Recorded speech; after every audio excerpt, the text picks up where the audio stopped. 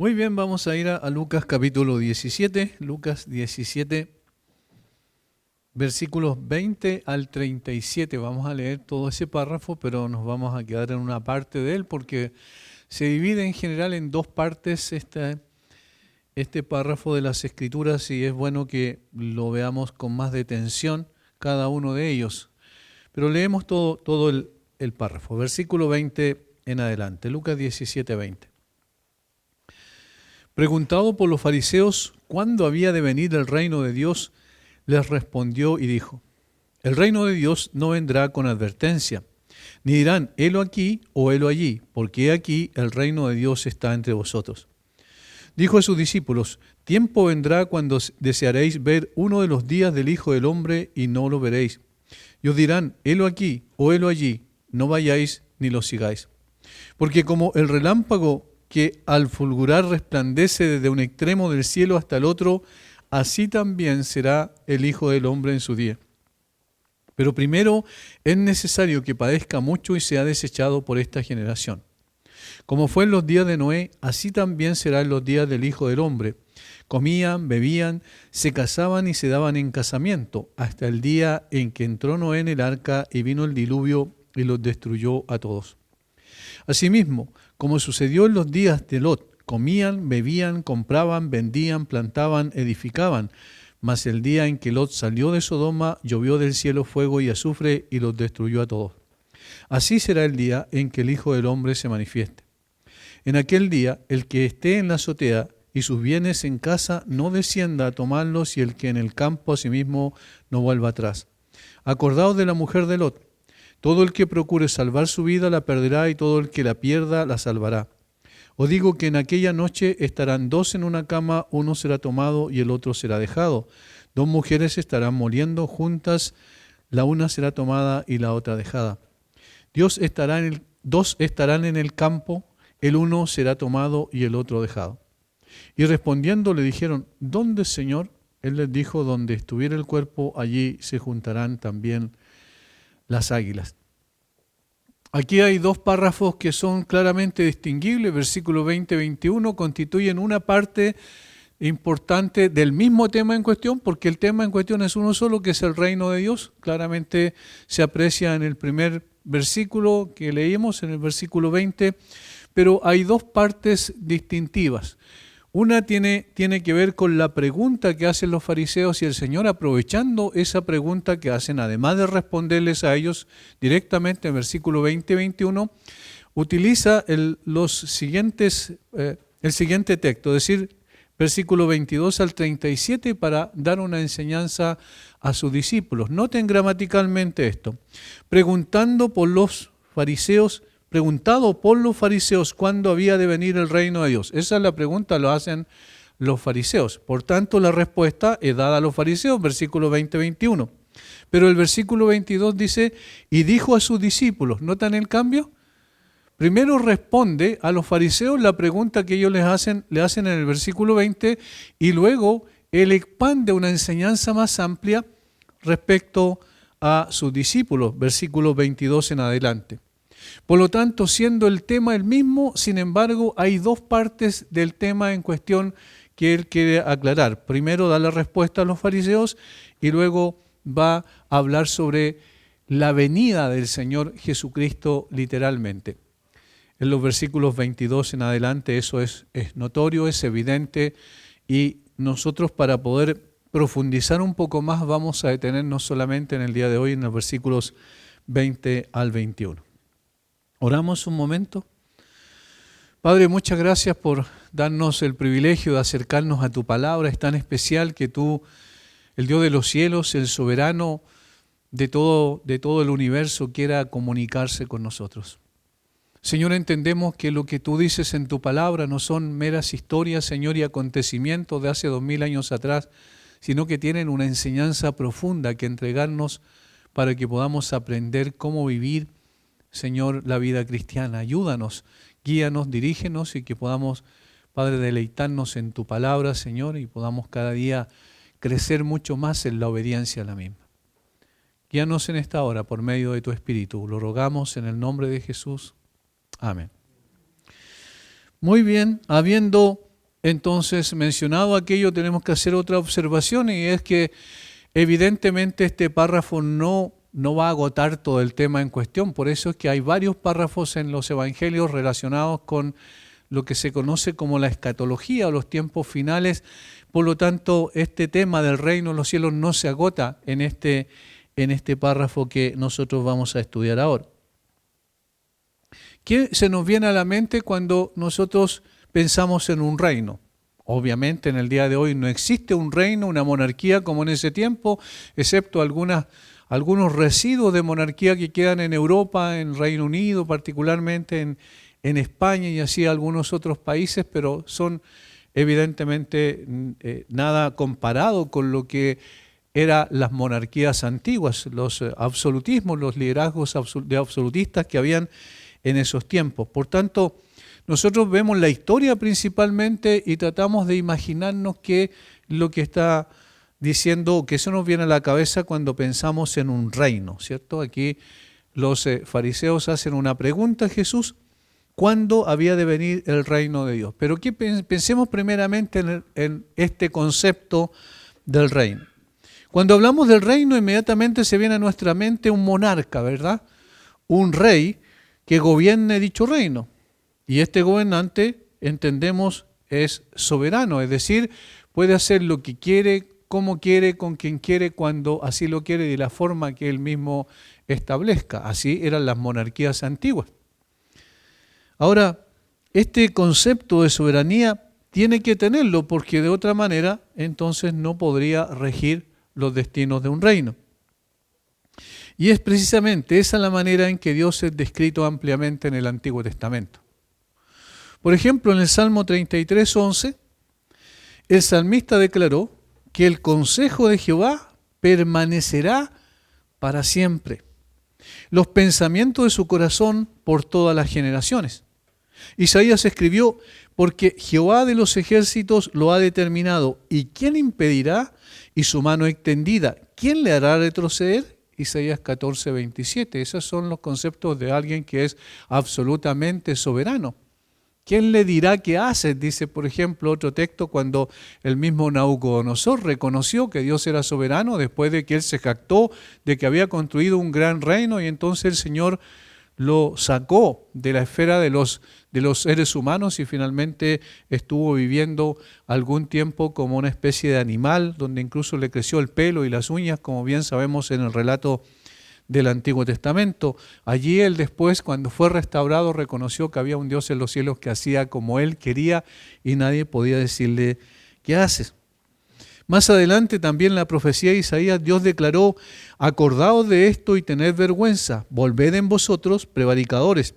Acordaos de las cosas pasadas de los tiempos antiguos, porque yo soy Dios y no hay otro Dios, y nada hay semejante a mí, que anuncio lo por venir desde el principio y desde la antigüedad lo que aún no era hecho. Que digo, mi consejo permanecerá y haré todo lo que quiero. Isaías 46, versículos 8 al 10. Y así podríamos seguir citando textos que describen a Dios como soberano absoluto sobre todo lo creado. Y eso es lógico, porque el que creó todas las cosas es al mismo tiempo el dueño de todas las cosas y tiene poder absoluto para hacer con su creación lo que Él así determine. Así se presenta a Dios entonces como soberano sobre todo lo creado. Allí está el rey que gobierna permanentemente. Su gobierno no ha sido modificado ni cambiado en absoluto. Él sigue siendo soberano desde siempre y lo hará eternamente. Pero en segundo lugar, también cuando pensamos en un reino, el concepto, entonces también obviamente se nos viene a la mente cuál es el carácter de ese reino. Es decir, cómo será, en el tipo de reino que el rey soberano gobierna. Y en este sentido, este reino puede subdividirse en dos. El reino material, constituido por todo lo creado, en este caso, Salmo 10:16 expresa que Jehová es rey eternamente y para siempre. Salmo 29:10 asegura que se sienta Jehová como rey para siempre. Y el Salmo 47:2 enseña que Él es rey grande sobre toda la tierra. Salmo 103:19 declara que Jehová estableció en los cielos su trono y su reino domina sobre todos.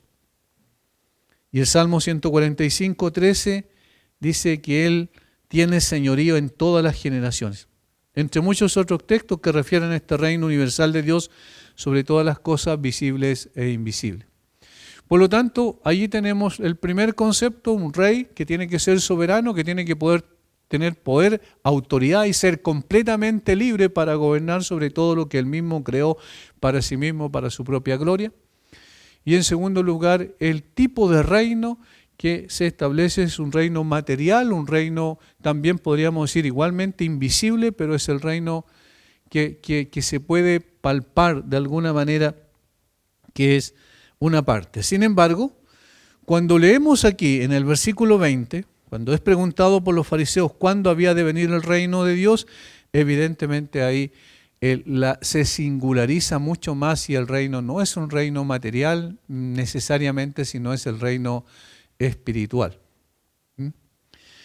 Y este pasaje nos ayuda a nosotros para poder contextualizar más o menos de qué se trata, de dónde viene la pregunta, aunque el concepto de los fariseos, como vamos a ver más adelante, era meramente material, terrenal, inmanente. Sin embargo, el concepto de reino que el Señor Jesucristo tenía era totalmente distinto a la percepción y a la esperanza que tenían los fariseos al respecto. El pasaje que nos ocupa entonces, la primera parte de nuestro texto, no se refiere al reino que el Señor es rey sobre todas las cosas y gobierna sobre todas las cosas, sino que se refiere al reino espiritual. Aunque hemos de reconocer que al final se unen estos dos conceptos, es decir, el reino espiritual que comienza a trabajar en los corazones de las personas con la venida del Señor Jesucristo, su primera venida, y que se plasma en una realidad literal cuando el Señor venga entonces con los suyos y establezca su reino literal desde Jerusalén a todas las naciones. Allí se unen, en definitiva, estos dos reinos, ¿cierto? El reino material y el reino espiritual, cuando todos los enemigos de Dios, como dice la Escritura, sean puestos por estrado de sus pies. Sin embargo, lo que el Señor está trayendo con su venida es precisamente este reino distintivo, este reino singular que tiene que ver con que el Rey, el Mesías, viene a gobernar sobre el corazón, sobre la vida de las personas. La confrontación que Jesús tiene entonces con los fariseos en nuestro pasaje apunta a la manifestación de este reino por medio de la presencia del Rey que ha venido. Esa es la singularidad de este reino. Y en este sentido hablamos de un reino que se inaugura entonces con la venida del Rey, cuya manifestación inicial es profundamente espiritual e interna. En este reino también el Señor es soberano, porque establece las condiciones que se requiere para entrar a formar parte del reino, ¿cierto? Y aquí nos referimos a la esfera de la salvación, por supuesto. Entonces, a eso está apuntando estos versículos 20 y 21. Donde el Rey, a la esfera de la salvación, donde el Rey gobierna soberanamente como también lo hace en la esfera material. A este reino se refiere Jesús cuando conversa con Nicodemo. Vamos a Juan capítulo 3. Juan capítulo 3 en esta conversación que todos conocemos y donde el Señor establece los principios o el principio para poder ver el reino de los cielos y en consecuencia se entiende ser parte del reino de Dios.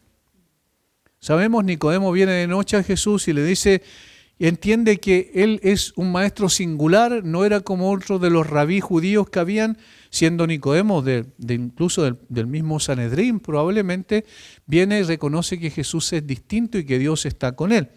Pero el Señor no sigue la conversación de Nicodemo, eso está en el versículo 2, sino que en el versículo 3 responde algo que Nicodemo no pregunta. Respondió Jesús y le dijo, de cierto te digo que el que no naciere de nuevo no puede ver el reino de Dios. Y ahí apuntó al tema en cuestión principal que él vino a predicar. Nicodemo le dijo, ¿cómo puede un hombre nacer siendo viejo? ¿Puede acaso entrar por segunda vez en el vientre de su madre y nacer? Respondió Jesús, de cierto te digo que el que no naciere de agua y del Espíritu no puede entrar en el reino de Dios. Lo que es nacido de la carne, carne es, y lo que es nacido del Espíritu, Espíritu es. No te maravilles de que te dije, os es necesario nacer de nuevo. El viento sopla de donde quiere y oye su sonido, mas ni sabe de dónde viene ni a dónde va. Así es todo aquel que es nacido del Espíritu. Noten que es un reino espiritual, ¿se dan cuenta? Porque dice que tiene que nacer del Espíritu.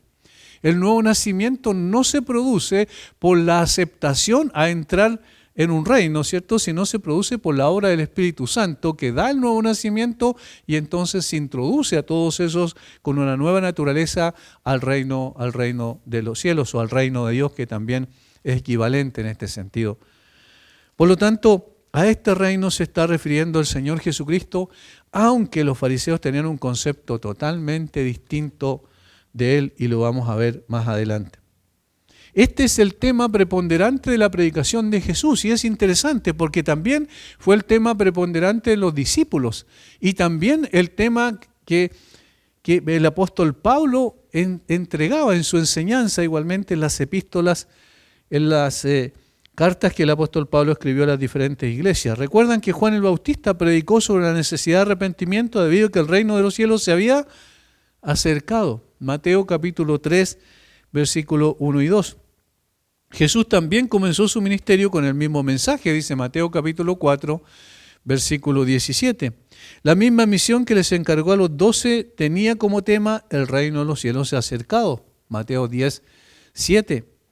Esto también es consignado ampliamente en el Evangelio de Lucas con el agregado que Jesús está diciendo que las señales milagrosas que él hacía eran evidencia de que el reino de Dios había llegado. Lucas capítulo 11, versículo 20.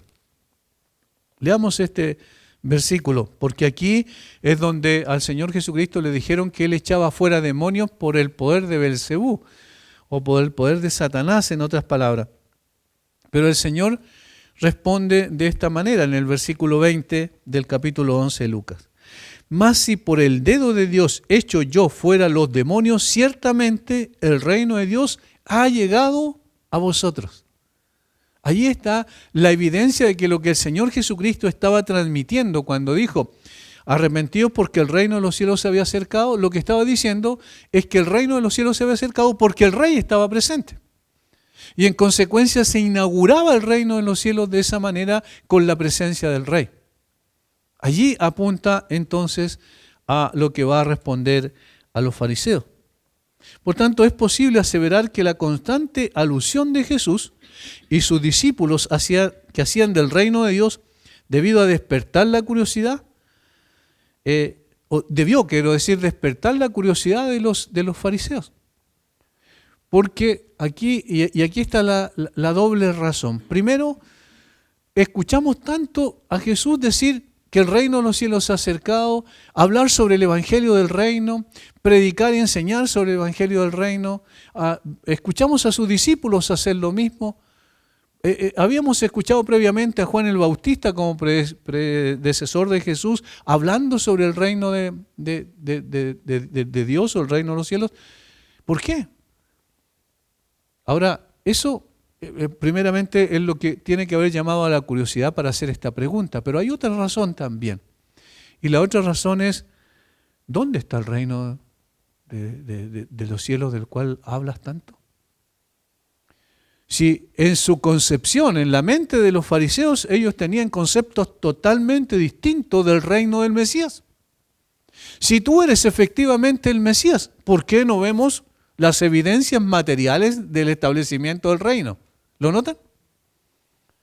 Entonces, esta pregunta que hacen los fariseos aquí no es una pregunta que tiene que ver con una necesidad de aprender. Ellos no preguntaron con esa intención, sino más bien con la necesidad o con el propósito, quiero decir, engañoso de poder tratar de burlarse de Jesús. Hablas tanto del reino de los cielos, pero resulta que nosotros no lo vemos. Si tú eres verdaderamente el Mesías, ¿dónde está la evidencia de que eres el Mesías?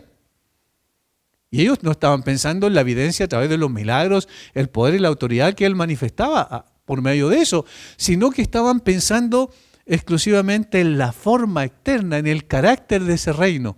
Y ahí tenían una concepción totalmente distinta a lo que el Señor Jesucristo decía cuando hablaba sobre el reino de los cielos. Ellos lo pensaban en términos meramente materiales, incluso con un nacionalismo profundo en su corazón.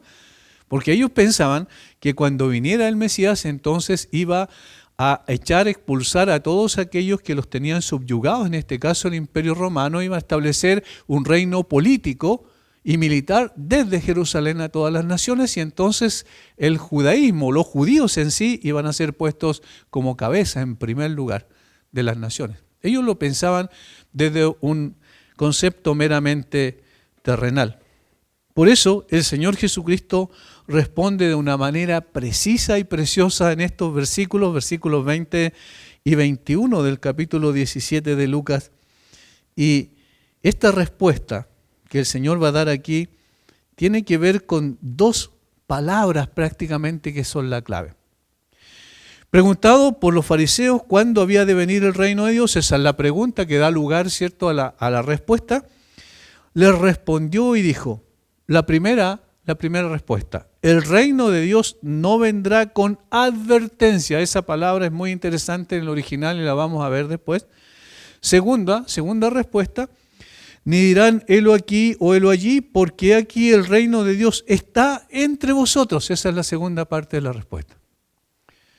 Y aquí hay alguna controversia, particularmente en la segunda parte, en este verbo está. Entre vosotros. Esa es una de las cosas que vamos a tratar de dilucidar respecto a la respuesta del Señor Jesucristo, porque hay dos visiones respecto a esa palabra en el original. Pero es interesante cómo el Señor Jesucristo, de una forma tan breve, con tan pocas palabras, le muestra que ellos están completamente equivocados y le dice cuál es el carácter verdadero del reino de los cielos del cual Él está hablando. La Nueva Biblia de las Américas traduce: el reino de Dios no viene con señales visibles. Eso es lo primero que nosotros vamos a ver para poder ir desglosando lo que es este estudio de hoy. El reino de Dios no viene con señales visibles. Esa es la primera respuesta que el Señor Jesucristo hace. Ahora, ¿no llama la atención el hecho de que el Señor respondiera de esa manera? ¿Qué es lo que conocía el Señor de los fariseos? El concepto que tenían del reino de los cielos. ¿Por qué le dice que no viene con señales visibles? Porque los fariseos pensaban que tenía que manifestarse de una manera extraordinaria a través de la convulsión, incluso de los cielos, ¿cierto?, de los astros, y además de la manifestación, como dije anteriormente, político-militar, de un gobernante, de un líder que viniera a establecer un reino hacia todas las naciones partiendo desde Jerusalén.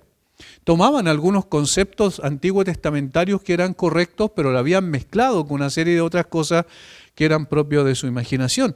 Y entonces habían creado un concepto del reino de Dios que no tenía nada que ver con lo que verdaderamente era el reino de Dios, conforme Jesús lo entiende.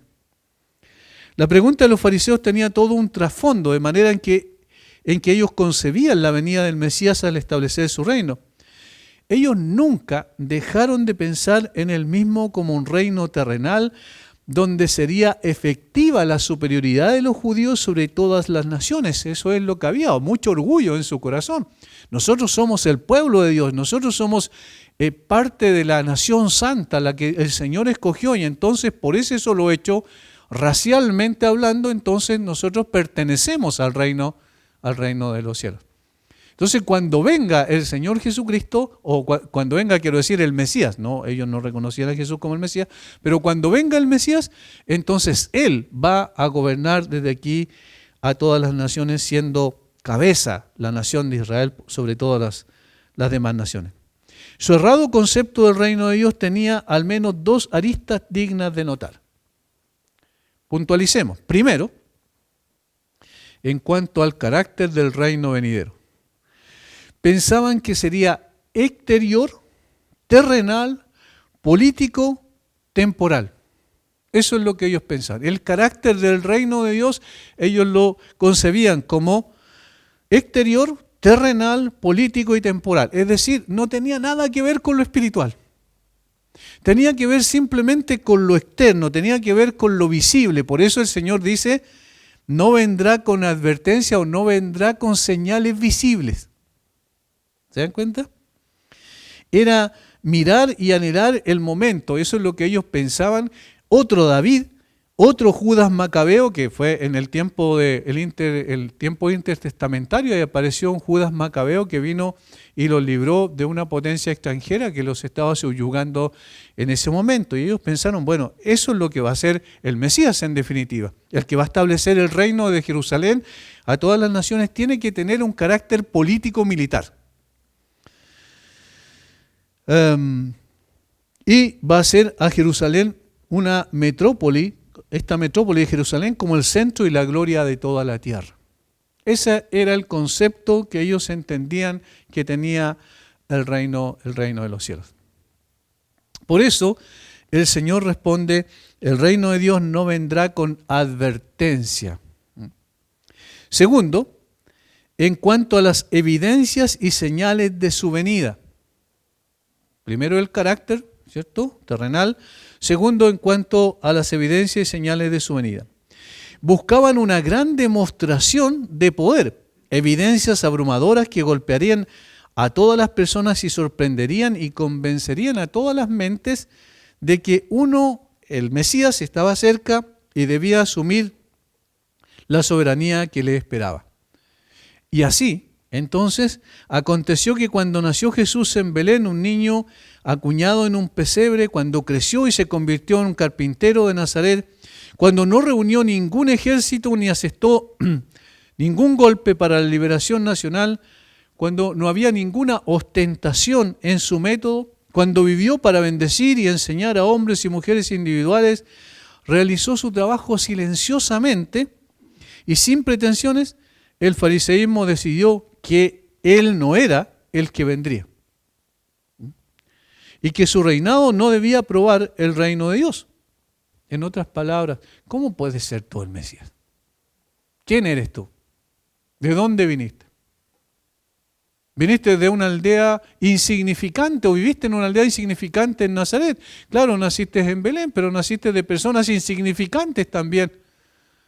De hecho, el nacimiento no fue en un palacio real, no tuvo ninguna significación importante, ninguna pompa, ¿cierto? Su nacimiento. Hasta el día de hoy, los hijos de los reyes, por ejemplo, de España o los reyes del Reino Unido, es una noticia mundial cuando nacen. Se le da un atractivo, pero extremadamente importante. Incluso hay horas y horas de televisión en todo el mundo donde se dice nació el hijo de tal y tal persona y entonces el próximo rey de Reino Unido, por ejemplo. Bueno, el Señor Jesucristo nació, bien sabemos, en un pesebre, no tenía ninguna importancia desde el punto de vista social, menos del punto de vista de la monarquía. No nació en ningún palacio. Por lo tanto, ellos dijeron, este no es el Mesías, obviamente. ¿Por qué? Porque la concepción de ellos, el carácter del reino era un carácter exterior, donde había pompa, donde había, ¿cierto?, toda una preparación, donde incluso se coronaba al monarca, porque también se hace una ceremonia especial donde hay una coronación. Por lo tanto, todo esto era para ellos contradictorio, no tenía sentido, y entonces Jesús no cumplía las condiciones que ellos imaginaban que tenían que tener el Mesías. Pero la respuesta de Jesús choca con las nociones carnales e indignas que prevalecían entre los fariseos, que le habían exigido una declaración sobre cómo debería venir el reino. Por ejemplo, los fariseos concebían este reino como una potencia mundial victoriosa. No es así, es la afirmación que Jesús hace. El reino de Dios no llega con grandes señales desde los cielos, ni con extravagancia y pompa al modo de los reinos terrenales. Jesús les responde que el reino no aparecerá visiblemente en absoluto. No habría proclamación de un rey en el sentido político, ni definición de fronteras, ni establecimiento de ningún tipo de estado material en absoluto. Alguien señaló que la palabra aquí traducida como observación, o aquí como dice advertencia, proviene del vocabulario de los escritores médicos griegos. Lucas era, recuerden, un médico. Y que la palabra significaba observar de cerca los síntomas de la enfermedad. Es decir, en otras palabras, tienen que haber señales visibles, evidentes de que el reino de los cielos ha llegado porque el rey, el Mesías, ha llegado. Pero no hubo ningún tipo de señal de esa naturaleza cuando vino el Señor Jesucristo. Entonces ellos no podían aceptar esto. El reino de Dios, dice Jesús, no se anuncia con profesiones ruidosas, con gritos de versículo 21, helo aquí o helo allí, sin marchas, sin movimientos, sin sorpresas, sin conquistas. A menudo, ¿cierto?, simplemente en la oscuridad. Así apareció el Señor Jesucristo y así se movió en su ministerio. Era una persona común y corriente. Cuando se trata de los reinos de este mundo, se espera pompa, esplendor externos, riquezas temporales, honores externos y el poder y la grandeza que el mundo tanto aprecia. Pero aquí no existía nada de eso. A eso apunta el Señor Jesucristo cuando dice, no vendrá con advertencia, no vendrá con evidencia visible, palpable, investigable. No se puede entender así, porque el reino de los cielos tiene otra característica. Lo que el pueblo de Israel esperaba ansiosamente era el establecimiento del reino terrenal, escribió alguien. Lucas 19:11 relata que prosiguió Jesús y dijo una parábola por cuanto estaba cerca de Jerusalén. Y ellos pensaban que el reino de Dios se manifestaría inmediatamente. ¿Ven que tenía esa perspectiva? Las frenéticas multitudes en la entrada triunfal gritaron, Hosana, bendito el que viene en el nombre del Señor, el Rey de Israel. Juan 12:13. Cuando entró en la entrada triunfal que se le conoce el día domingo antes, en la semana antes de que él fuese puesto en la cruz, allí entraron y la gente tendía, recuerdan, palmas y mantos y decían, bendito el que viene en el nombre del Señor, Hosana al Hijo de David. Ellos pensaban que el reino se manifestaría en ese momento. La percepción de los fariseos era absolutamente carnal, una visión inmanente, terrenal.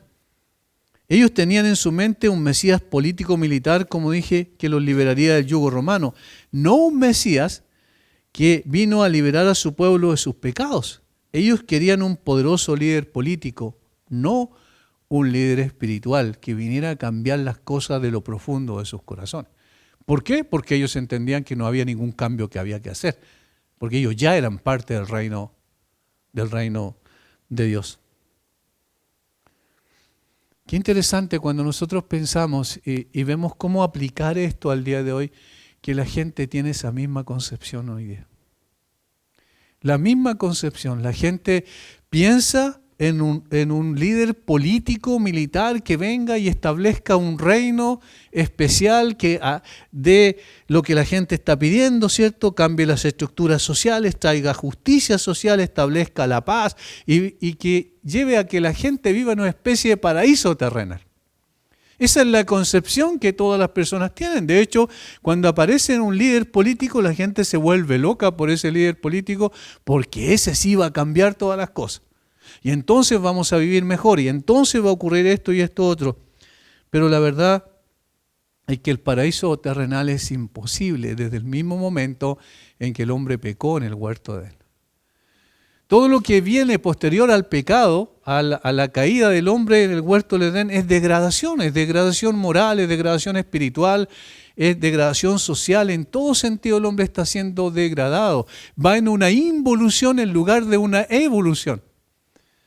Y entonces todas estas expectativas de que vendrá alguien que lo va a cambiar todo y que en realidad lo que importa es que cambie las cosas externamente, pero no se metan con mi corazón, ¿cierto? Eso es lo que también la gente piensa en el día de hoy. No es otra cosa que preparar el camino, el caldo de cultivo para que un día llegue un falso Mesías. Y ese falso Mesías venga a decir que va a cumplir con todas las expectativas habidas y por haber de la gente que tiene en su corazón por mucho tiempo. Y sabemos cómo se llama en la Biblia ese falso Mesías, el anticristo. El que venga a ponerse en el lugar de Cristo y en contra de Cristo, porque eso es lo que implica el prefijo de anti, el lugar de y en contra de. Tiene estas dos acepciones en el original. Por lo tanto, cuando llegue el tiempo determinado por Dios, mucha gente recibirá con los brazos abiertos a ese falso Mesías.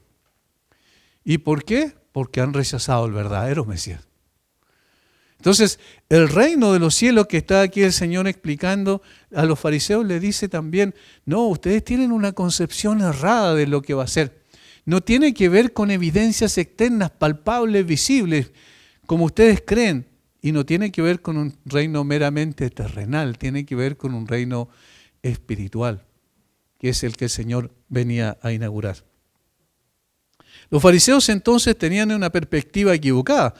Por eso la primera parte de la respuesta de Jesús es categórica y tiene la finalidad de contrastar o contrarrestar sus cerrados conceptos respecto al reino de Dios.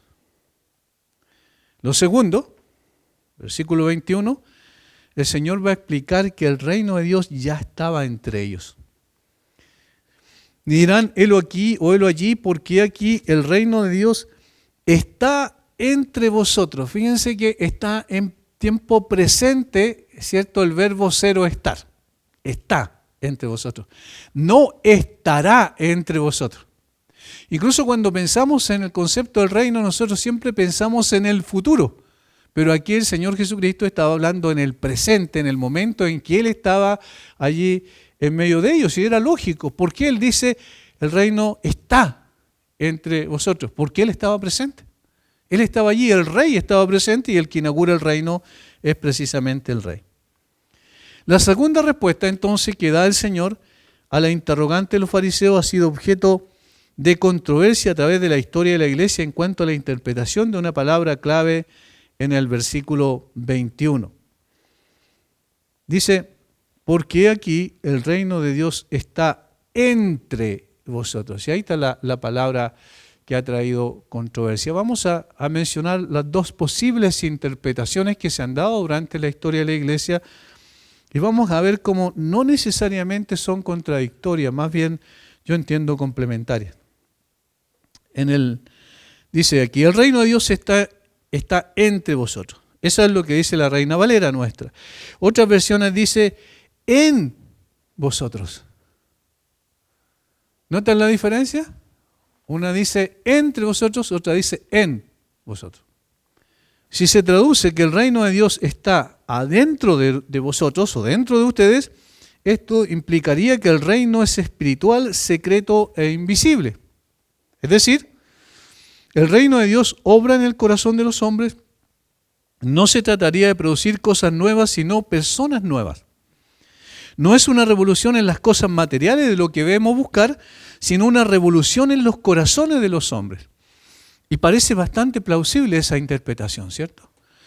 Máxime que esto es respaldado por el hecho de que la palabra entos aparece otra vez, una sola vez más en los evangelios, y es en Mateo capítulo 23.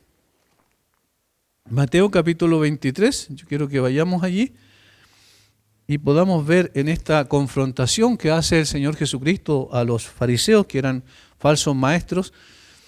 Mateo 23, versículo 26.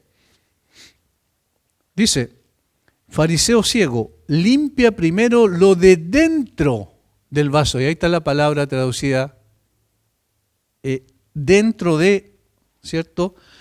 Dentro del vaso y del plato. Esto está respaldado por esa interpretación en términos de cómo explicar la palabra. Aparece otra vez y ¿cómo se traduce en esa otra ocasión? Como dentro de. Entonces, ¿cuál es la conclusión? Aquí también tiene que ser dentro de. Es un buen respaldo, un fuerte respaldo, pero hay algunas cosas que no calzan mucho. Primero, ¿a quién le está respondiendo Jesús? A los fariseos. ¿Jesús le diría a los fariseos que el reino de Dios está dentro de ellos? No, porque no eran creyentes. Eso es lo primero. Algunos tratan de explicar esto como cuando dice entre vosotros se está haciendo una alusión más amplia, pero si está haciendo una alusión más amplia está hablando de todos también, ¿cierto? De todos los que estaban allí presentes y tampoco eso era real. Por lo tanto, ahí hay una situación que por un lado está a favor, por otro lado no calza. Por otro lado, si se traduce entre vosotros, eso se referiría al mismo Jesús. Él era la encarnación misma del reino y no lo reconocieron. Era como si dijera, toda la oferta y el secreto de Dios están aquí y ustedes no lo han aceptado. Esta segunda postura parece plausible considerando todo el contexto de los evangelios, donde, como hemos visto ya muchas veces, Jesús muestra permanentemente sus cartas credenciales como el Mesías. De allí su proclamación de que el reino de los cielos se ha acercado, pero que sin embargo los fariseos seguían rechazándolo como el Mesías, por tanto quedando excluidos del reino. Eso es lo que hemos visto una y otra vez, ¿cierto? En la controversia. Jesús hizo tantas señales y los fariseos pedían más señales, y él dejaba en evidencia de que todo eso que mostraba su autoridad, su poder sobre los elementos visibles, sobre incluso el mar de Galilea, sobre los espíritus demoníacos al liberar a las personas de esa condición, todo eso era evidencia de que él era el Mesías, pero lo rechazaban. ¿Y quién es el Mesías? El rey, por supuesto. De tal manera que entonces al rechazar al Mesías estaban rechazando al reino que estaba entre ellos, como en la persona del Mesías. Entonces, aquí hay una posibilidad cierta de que esta segunda, lo que traduce nuestra Biblia, la Reina Valera, esté en lo correcto. Porque aquí el reino de Dios está entre vosotros. Ahora, ambas posturas tienen, como vemos, sus pros y sus contras. Sin embargo, parte de ambas me parecen apropiadas, porque es evidente que el reino de Dios, a través de la presencia del Mesías en su primera venida, fue manifestado por medio de que Él vino a esta tierra e inauguró entonces el reino. Pero ese reino que Él inauguró era un reino espiritual. Él estaba entre las personas de su tiempo, sin embargo, la generación maligna y perversa lo rechazaron categóricamente. Entonces, ¿se dan cuenta cómo hay parte de las dos posibilidades? ¿Por qué? Porque cuando una persona llega al arrepentimiento y a la fe, ¿qué pasa? El Espíritu Santo viene a morar a su corazón y entonces el reino de los cielos se hace palpable en esa persona. Pero es invisible. No hay evidencia externa. Por eso el viento sopla de donde quiere y oye su sonido, ni sabe de dónde viene ni a dónde va. Así es todo aquel que es nacido del Espíritu. Pero ¿quién más se da cuenta? ¿Dónde está la evidencia visible? Entonces se fijan cómo ambas interpretaciones pueden tener cabida en este sentido. El carácter del reino en la primera venida del Mesías llegó a manifestarse en el corazón de aquellos que creyeron en él como el Mesías. De tal manera que tanto su manifestación como su progreso fue interno, espiritual e invisible a los ojos de los hombres, y hasta el día de hoy sigue siendo así. Ahora, no confundir, no estamos hablando todavía de la segunda venida de Cristo para establecer su reino, ¿ya? Sino que estamos hablando de cuando el Señor estuvo entre los hombres, el reino de los cielos se acercó porque Él era el Rey, el Mesías prometido, y entonces se inauguró el reino, un reino espiritual, distintivo, manifiestamente diferente en carácter y también en la forma en que se realiza. ¿Qué es lo que nosotros vemos en la venida del Señor Jesucristo? Vemos la manifestación de un Rey, pero obviamente porque somos creyentes lo vemos así. Pero las personas de su tiempo, el mismo caso de los fariseos, no lo veían así. Los ángeles, por ejemplo, proclamaron su venida. Os ha nacido hoy en la ciudad de David un Salvador, que es Cristo, el Señor. Gloria a Dios en las alturas y paz en la tierra, buena voluntad para con los hombres. Eso es lo que nosotros tenemos en la Escritura. El monarca de su tiempo, Herodes, incluso se turbó y toda Jerusalén con él. Dice Mateo 2:3, cuando los sabios de Oriente vinieron y preguntaron dónde había de nacer el Mesías. Y cuando vinieron los escribas le dijeron en Belén de Judea, porque así lo dijo el profeta Miqueas en el capítulo 5, versículo 2. De tal manera que cuando escuchó eso, dice el versículo 3 de Mateo 2, que se turbó Herodes Es decir, quedó impactado y también toda la gente en Jerusalén. O sea, hubo algo que produjo un estremecimiento en el corazón de este hombre impío. Era un reino lo que estaba viniendo, porque el rey había nacido. Sin embargo, no vino con observación visiblemente, con evidencia externa. El rey de Israel nació en la oscuridad. Los ángeles aparecieron para anunciarlo, sin embargo, nadie lo vio, excepto unos humildes pastores que estaban cuidando su rebaño. De tal manera que su testimonio no tiene que haber sido nada importante para la mayoría de la gente en Israel. Después, más adelante, cuando vemos su vida, también había una especie de velo sobre toda su vida, después en su ministerio público. La gente de su tiempo estaba conmovida, perturbada, inquieta, perpleja, sentía que estaban en presencia de un poder extraño, de que algo pasaba. Cuando lo veían hacer milagros, tiene que haber sido extraordinario para ellos y quedaban asombrados de lo que él hacía. Incluso asombrados de su enseñanza, porque era no como los escribas y fariseos, sino como quien tenía autoridad. Ellos quedaron asombrados con todo eso, pero no sabían de qué se trataba. Sentían que había poder en él. Sus milagros evidenciaron su poder y autoridad inigualable. Lo acompañaba una presencia indefinida, desconocida, pero real. Pero el mundo no lo conocía. Era como si una nube se hubiera derramado a su alrededor y el mundo no pudiera atravesarla. El reino ya estaba entre los hombres y sin embargo su venida no se podía apreciar con claridad. Esto es lo que tenemos en la vida de Jesús. Este reino fue inaugurado con la primera venida del Hijo del Hombre, continúa entonces expandiéndose a través de la predicación del Evangelio y las almas que llegan al conocimiento de Cristo. El reino está entre nosotros hoy, pero aún no llega el tiempo de su manifestación final y definitiva en el reino literal que esperamos los creyentes que llegue. ¿Notan la diferencia? El reino ya vino, el reino está presente en la medida en que se va expandiendo a través de cada vez que se proclama el Evangelio y las personas llegan al arrepentimiento y a la fe, entonces esas personas se constituyen en súbditos del rey. Y además por ese nuevo nacimiento que han experimentado, ahora no solo pueden ver el reino de los cielos, sino también son parte del reino de los cielos. Eso es lo que nos dice la Escritura y lo que pasa en el día de hoy es así. Por ejemplo, cuando se habla de la obra misionera, a través de la predicación en diferentes partes del mundo donde todavía no ha llegado el Evangelio, eso es expansión del reino de los cielos. Pero, ¿cómo sigue siendo todavía? Sin evidencia visible. Sin, como dice el versículo anterior, no vendrá con advertencia. No. Así como el Señor Jesucristo pasó desapercibido en términos generales entre la gente de su tiempo, así pasa en el día de hoy. De repente una persona llega a Cristo y ¿quién lo sabe fuera de sus familiares? Y ni siquiera pueden dar fe de que pasó algo especial porque simplemente ven algunos cambios externos a través de su conducta, pero ellos no pueden ver el corazón de esa persona. Por lo tanto, simplemente pasa en general desapercibido.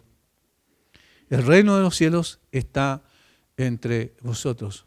Es decir, el reino de los cielos es presente en este sentido, pero no en el sentido material, sino en el sentido espiritual. El rey, el Mesías, toma el gobierno de la vida de una persona que se convierte para siempre. Las bendiciones del reino son principalmente invisibles y sin observación. Las recompensas que promete el Evangelio no son terrenales y temporales, sino celestiales y espirituales, ¿verdad? Y eso es lo que hace diferente el verdadero Evangelio del falso Evangelio de la prosperidad, por ejemplo. Cuando la gente corre porque le dicen que tiene que hacer una especie de negocio con Dios.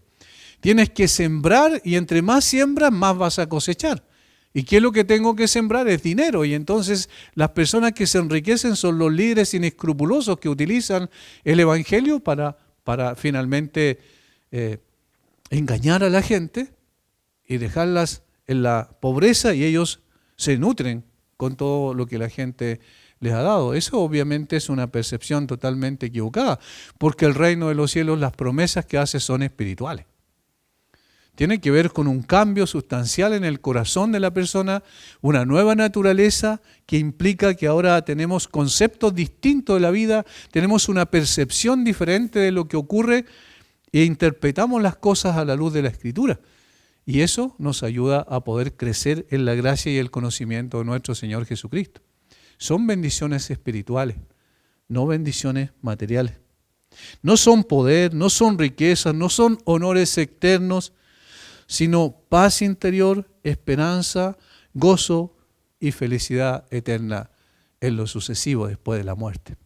Eso es lo que promete cabalmente la Escritura. Ahora, quiero hacer algunas conclusiones al final para que podamos, que queden en nuestra retina y podamos meditar acerca de eso. Aprendemos de esta enseñanza que, primero, si el reino de Dios está ahora entre nosotros, todos sin excepción, todo ser humano está obligado a reconocerlo y someterse a él. ¿Cuál es la consecuencia lógica si no lo hace? Evidentemente quedará excluido para siempre del reino de los cielos.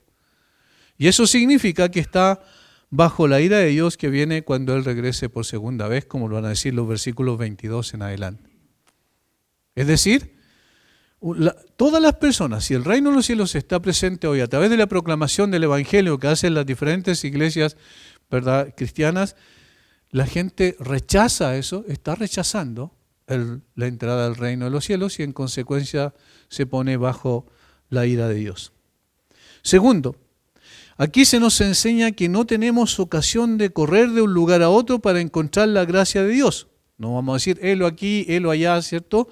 Porque podemos obtenerla en cualquier lugar donde su providencia nos llame.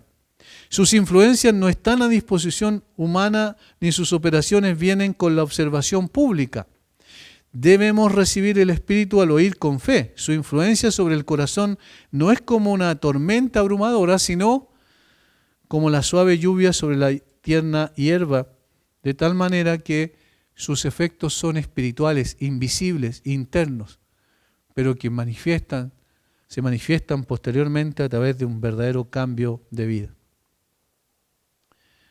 Tercero, hay una mala noticia para quienes rechazan el reino, pero hay una buena noticia de consolación para quienes llegamos a formar parte del reino por la gracia de Dios. Podemos ser consolados en medio de las aflicciones de este mundo. Sabemos que este mundo y esta tierra no es la única vida, no es la verdadera vida, sino que la verdadera vida viene cuando ya estemos con el Señor. Ese es el consuelo que nos ayuda a enfrentar el presente difícil que podamos estar viviendo. Cuarto, aprendemos de nuestro tema que la verdadera religión no es ostentosa, no busca observación. El verdadero cristiano es ejemplar, pero no vanidoso. Tiene cuidado de mantener las buenas obras, pero no muestra innecesariamente las mismas. No es un pavo real un cristiano. Es decir, no está diciendo, mírenme qué piadoso soy.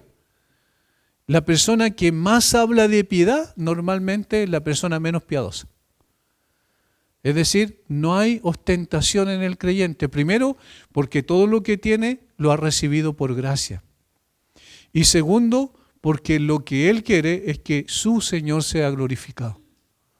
Y por lo tanto, a través de su vida cambiada y transformada y a través de su proceso creciente de santificación, lo que hace el creyente es buscar la honra simplemente de Dios. Pasar desapercibido Él, pero que la obra de Dios sea evidente en su vida. Y quinto, como el reino de Dios no llega al corazón con la observación externa, somos jueces incompetentes del carácter de los demás. Esto es importante. Como el reino de Dios no llega al corazón con la observación externa, es decir, ninguno de nosotros conoce el corazón de otra persona, entonces no nos transformemos en jueces de la otra persona, porque no sabemos, no conocemos lo que hay en su vida. Solamente el Señor lo conoce, porque es una obra interna del Espíritu de Dios. Vamos a dar gracias al Señor entonces por este tiempo. Padre, gracias.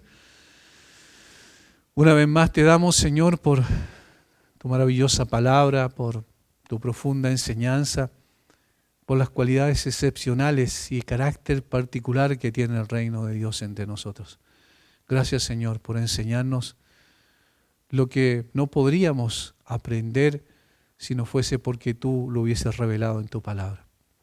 Gracias, Señor, por ayudarnos y tener paciencia con nosotros en lo lento que somos, no solo para entender, sino somos lentos para practicar, para obedecer. Danos de tu gracia para que esa sea una realidad en cada una de nuestras vidas. Lo pedimos en el nombre de Jesús. Amén.